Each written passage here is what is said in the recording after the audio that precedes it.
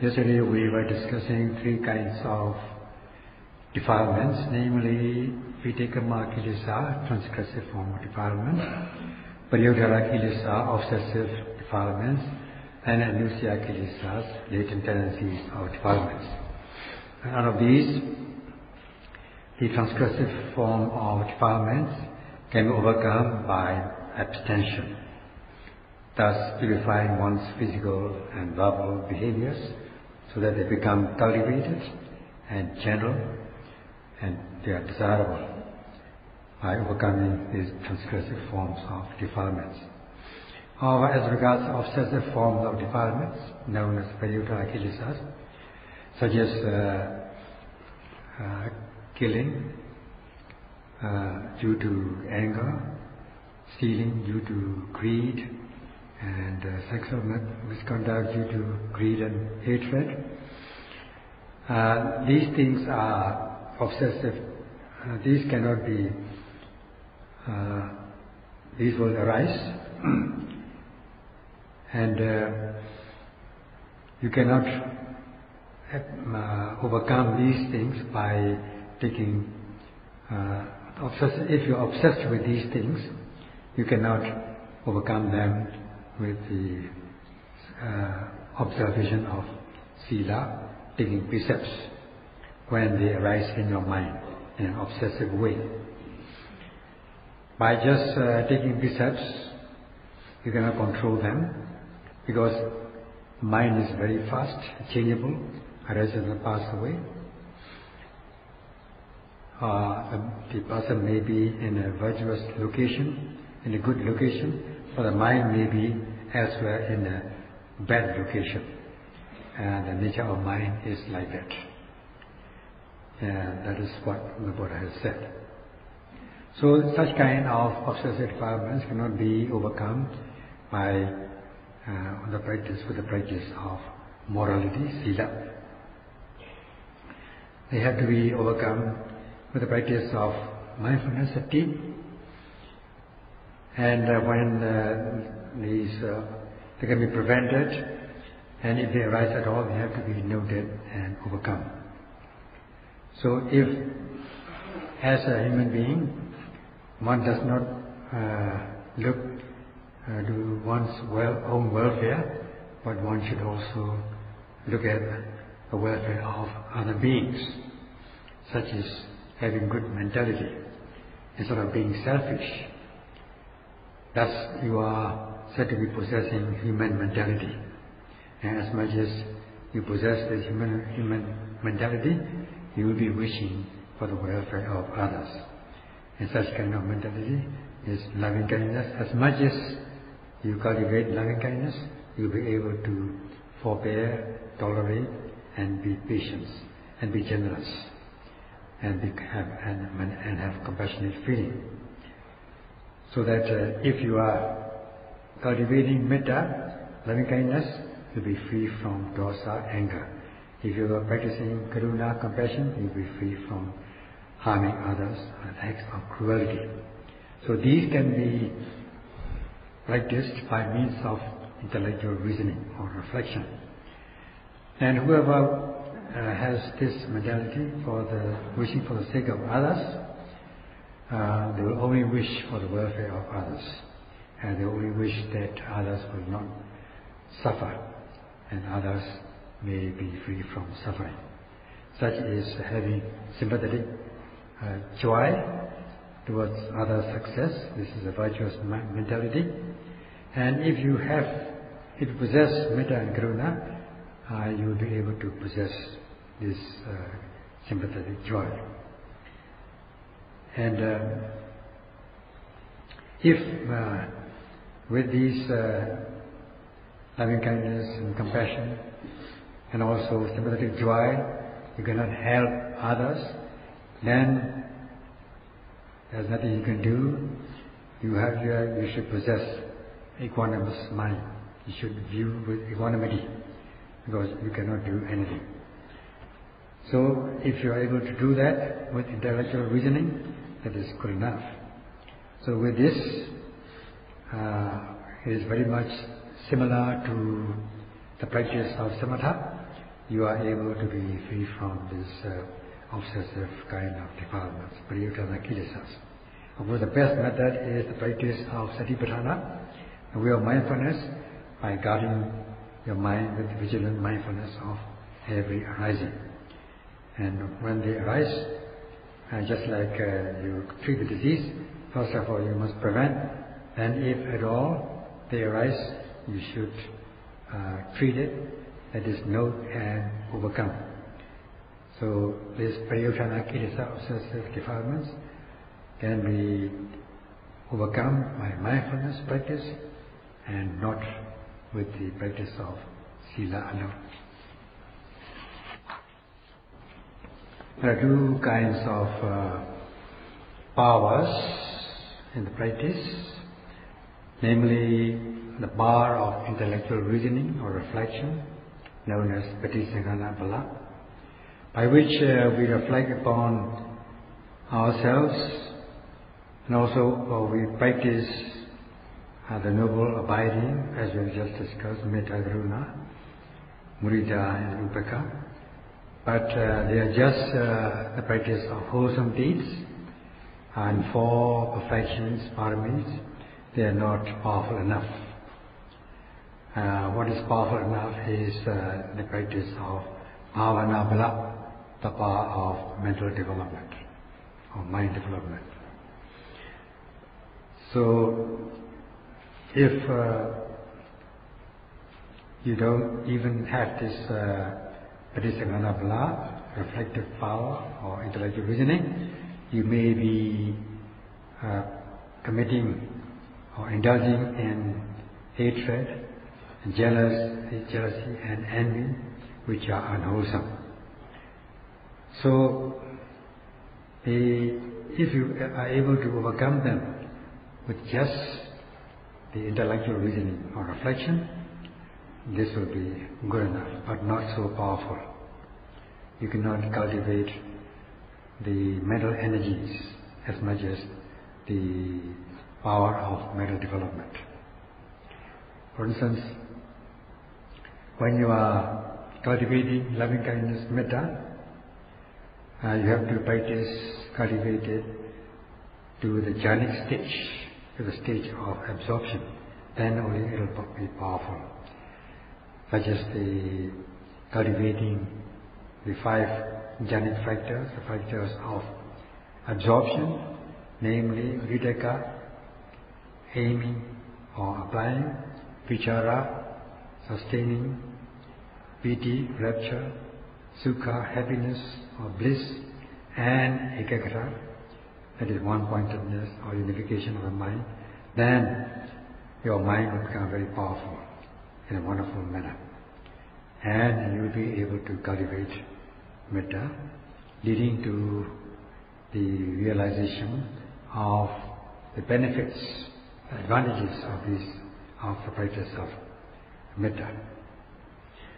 So here, of course, we are not to elaborate on this subject, that is the subject of metta, loving kindness.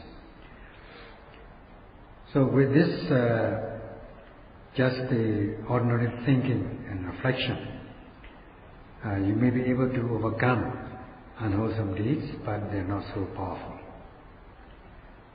That is Paṇḍitā bala.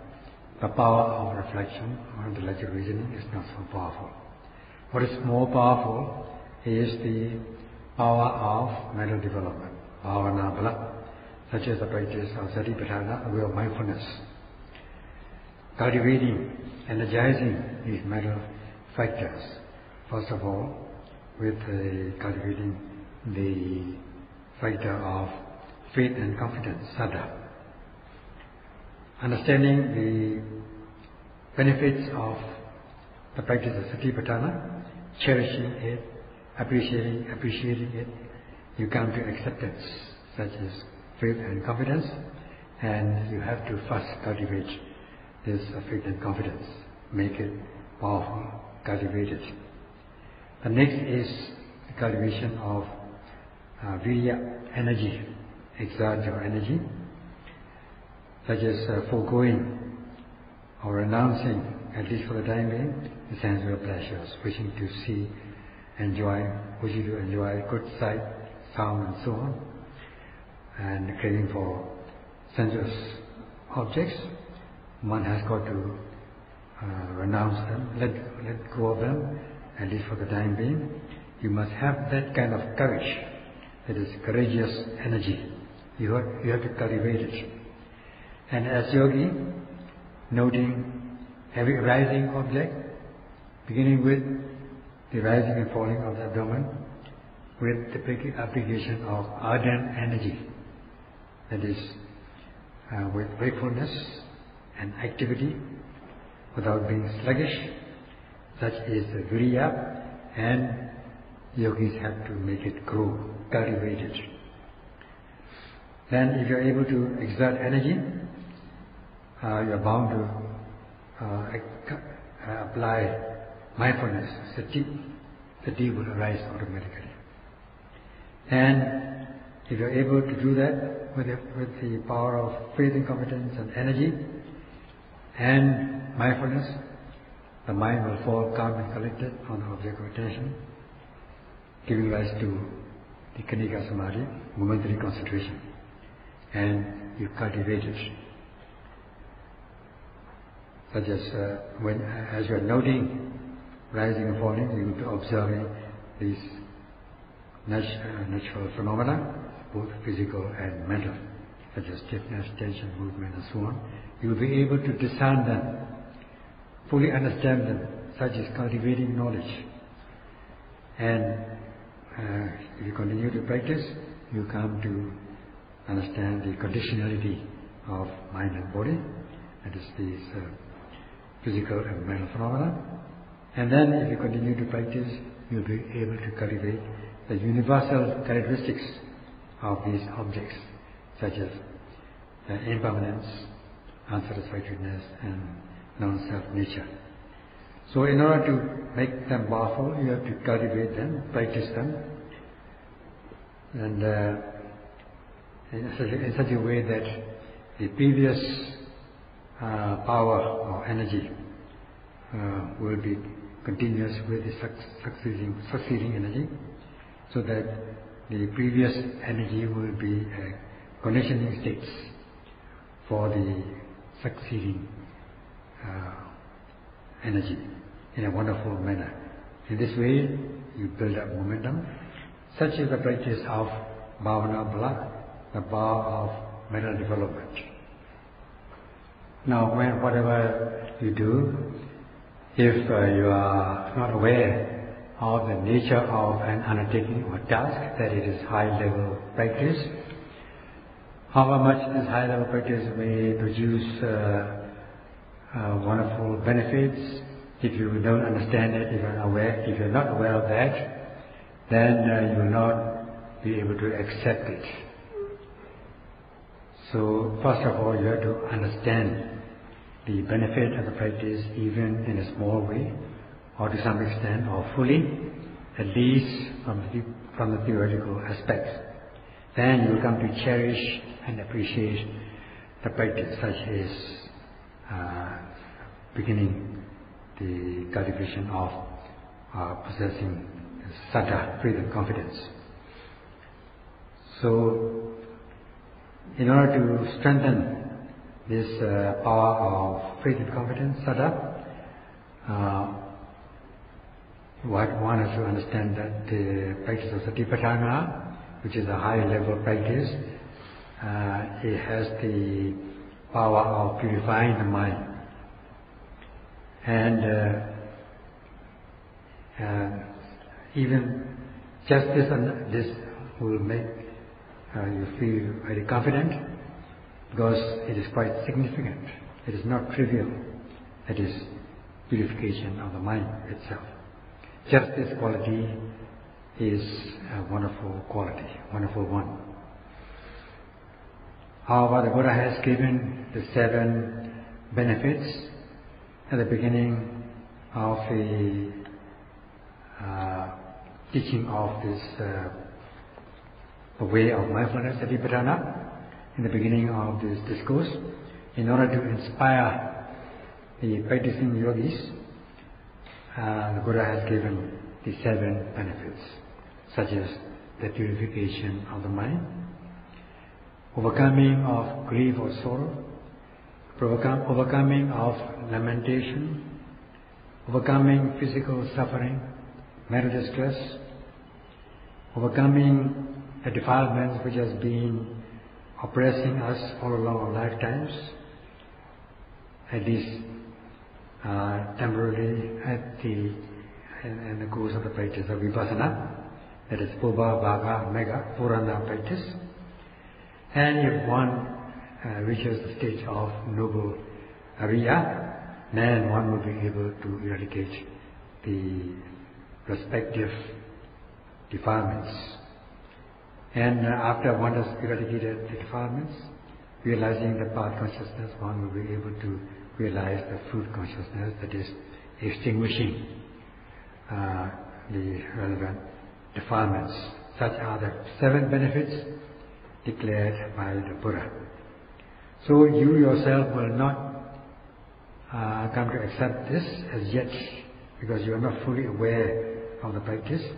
However, with faith and confidence in the Buddha, you will come to accept it. It is known as Sayadaw, accomplishment by knowing the things worthy of faith. So, because the Buddha himself and his teachings are things worthy of faith, you will have faith in him and his teachings, and in this way you are accomplishing in a rough manner. This is also known as Paṇḍitā Sayadaw. You are cultivating it with understanding. So by having faith in the Buddha, you accept his declaration, his announcement as regards the 7 benefits of the way of mindfulness. In this way, you awaken the faith and confidence, saddha. Of course, at this moment it is not so significant, it is only trivial. It's just like just waking up a person from sleep. If he or she is not doing anything, then it will be of no use. If he or she is left like this without giving him or her any task to do, then it will be of no use. So, as much as you give him or her some work to do, when he or she has waken up, so too, after you have awakened this saddha in respect of the practice of mindfulness, you will cultivate it or strengthen it with practice. That is, first of all, the cultivation or exertion of energy, and then the jhanic power of aiming, so that the noting mind is concurrent with the object of attention, with the result that the noting mind will be sustained on the object of attention, as though the noting mind is rubbing the object of attention. So what do you know? Then you come to know the intrinsic nature of the object noted. At this stage, you are said to be cultivating, awakening. Your faith and confidence is said to awaken, and by this you begin the practice. So in this way, you cultivate faith and confidence with the practice, such as the practice of mental development, bhavana. And you awaken this saddha with energy, with application of virya, then with mindfulness, sati, leading to concentration, samadhi, and prajna, wisdom. So you are revealing or cultivating what has not been existent in the beginning. You are making it happen, such as the beginning of the practice, and then you cultivate it, so that cultivate the saddha, faith and confidence with the application of energy. In this way, time after time, second after second, hour after, you will be progressing. You will not remain constant or stagnant.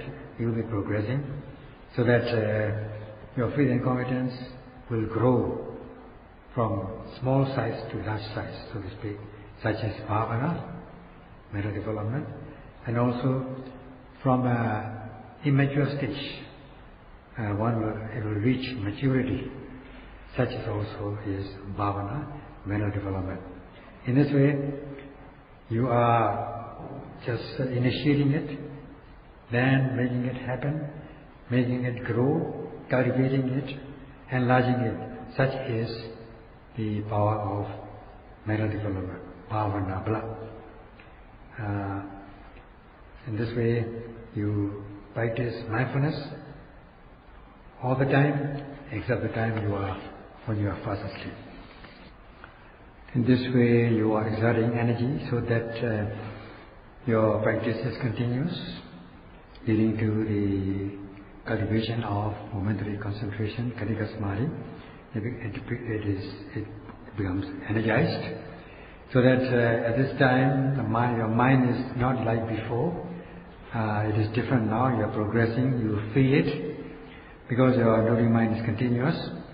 You are not affected by these undermining elements such as greed, hatred, mana, pride. And as for deity view, once you are able to discern mind and body, fully understanding it, you will not be holding wrong views. You will be overcoming wrong view at the stage. Because you are exerting energy, and with the viriya, you are said to be overcoming sloth and torpor, sluggishness. There will be no sluggishness because you are energetic. And with shame and fear of wrongdoing, you have no obsessive defilements, you are overcoming them. And with every mindfulness, you are overcoming these kilesas out of the 10 kinds of defilements. So that these kilesa fires are said to be distanced and kept at abeyance.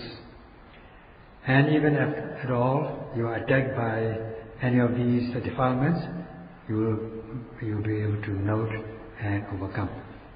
In this way, you are keeping away at a distance these undermining, tormenting, oppressive elements, so that you are feeling peaceful, and your mind is not like before, that you will feel it, because it is now, your mind is progressing, leading to faith and confidence. Faith and confidence as regards your practice, and faith and confidence because your mind is changing, you're progressing.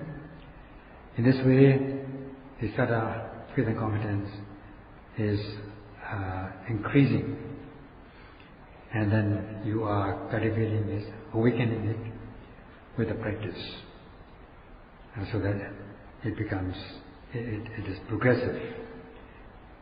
Saying to yourself, oh, this is correct, you come to acceptance. In this way, faith and confidence progresses, and if it progresses, it will not regress, it will not withdraw or regress, leading to chanda, desire, strong zeal to undertake the practice. As much as you have zeal, you will apply more and more energy. You will demand yourself to exert the energy. Again, you will have more zeal. Again, you will be exerting more and more energy as a result of strong zeal. For those who are practicing respectfully, carefully, this kind of mental powers will flow like a current, leading to the fully understanding of discernment of mind and body. By discerning mind and body, you are clear of, you're free of the view of self or soul, person, being, individual, man, woman, and so on, in respect of the realities of mind and body, which can be experienced by yourself. And then with this delusion, you'll be overcoming delusion with knowledge, moha. by knowing the mind and body, so that there will be no view clinging, no clinging to the view of self or soul. In this way, you are extinguishing these 10 kinds of kilesa fires. When there is no heat, it becomes cool. When there is no oppressive elements, you become peaceful, because you are discerning mind and body.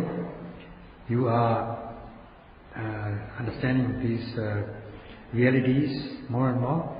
You come to acceptance, saying to yourself, this practice is correct. Thus, you will have more faith and confidence. And then, with continued practice, you will come to understand the conditionality of mind and body. This is the cultivating knowledge, further knowledge. And with further practice, you will come to understand the impermanent nature of these objects. By knowing the impermanent nature of the objects, you will not hold the view of permanence. By knowing the unsatisfactory nature of objects, you will not hold the view of pleasure. And by knowing that there's no such thing as self or soul, no permanent self or soul, just phenomena, you will be overcoming the existence of self or soul, atta. In this way, you come to acceptance, such as faith and confidence, especially when you reach the stage of insight knowledge, known as Puriya Jnana, as the instantaneous rising and passing away of mind-body objects. Then you will have very strong confidence, faith and confidence in the practice. Such is bhavana bala, the power of mental development. And with the power of faith and confidence, you are exerting energy, so that the power of energy also will be cultivated, will progress, and so will be the power of mindfulness, sati, and leading to the momentary concentration. The power of concentration will progress, leading to knowledge, even knowing microscopic, minute things, such as bhavana bala. In this way, in the beginning of this practice of bhavana bala, the power of mental development, you do it slowly, gradually, and building up momentum. Like you drive your car, first you don't accelerate it, you start the engine and drive slowly, then you change the gear to accelerate your car, the speed of your car. So also with the practice of bhavana bala, you got to start it slowly, then build up momentum. So that at times, even if you miss some objects, because you're not able to note, the defilements will be suppressed as usual. When your vehicle has built up, has been accelerated, it will be going freely without any acceleration. It will be running on its own. So do with the defilements, it will be distanced and kept at abeyance, or it will be suppressed. Such is known as vikamana. And also another analogy is when you take out something from your refrigerator, it will not get hot all of a sudden. It will not melt all of a sudden, because the coolness is still there. It is, if it's frozen, it will be freezing. It will not suddenly change its position or form. It will continue to remain cool or cold, because you have built up momentum. You have put it in the fridge for a long time. So too with the practice of bhavana bala, distancing or suppressing these opposing elements, opposites, such as vikamana. You can say that with the practice of Satipatthana, you are cooling down your stream of consciousness so that it becomes peaceful and cool. And just like the science of cryogenic, especially when you come to the higher stages of insight knowledge, you will be distancing or keeping abeyance these undermining elements, because your mind remains cool and frozen for some time, and they remain solidified. We shall discuss this tomorrow.